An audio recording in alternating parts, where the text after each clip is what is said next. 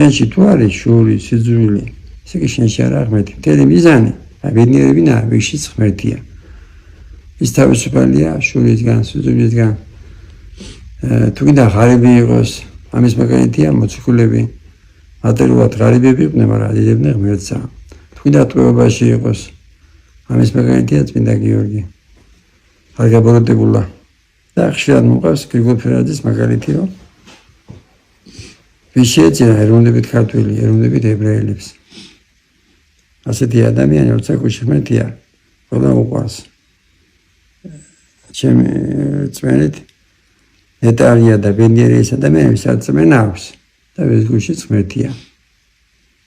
მამა როგორ დავაწყოთ ეს ყველაფერი თავს, აი ან რამე თუ არის ისეთი საშუალება, რომ აი მაგალითად ჩვენ ვერ შეგვიგნია, რომ ეზიარებით მე შემდგენ ყველა უნდა გიყვარდეს.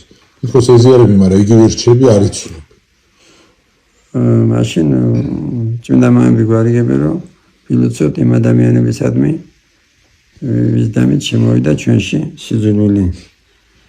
სანამ არ გაივლის განკითხვა და სიძულვილი. ხშირად მოყავს შუბლის მაგალითი, რატომ არ თქვენ რომ დედის ლოცვას ისმენს ღმერთი.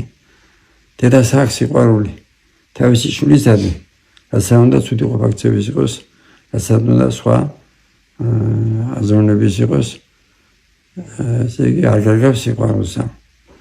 და თუ გვაკლია სიყვარული, უნდა ვთხოვოთ ღმერთს და ხშირად ვეუბნებით ჩემს სულიაშვილებს და თქვენ გირჩევთ, რომ ილოცოთ ეს ეფრემასურის ლოცვა, სადაც აწერია თან მოკლე ლოცვა, მე თუ მომეჭირო სულის სიწმინდისა, სიმდაბლისა, მოთმინებისა, სიყვარულისა.